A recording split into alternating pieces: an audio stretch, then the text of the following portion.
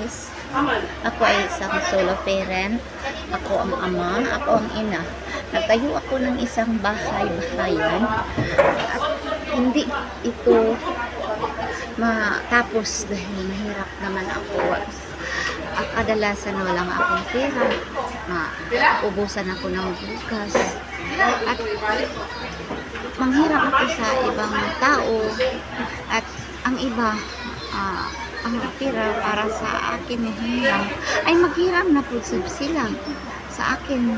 Bigyan ko naman ng kunti lang kay hiniram ko ng pera. At mayroon naman akong pera, ang hinihiram naman ako sa sila. At hindi sila makaisip sa akin na mabayad. Dapat mabayad kayo. Ngayong malaki.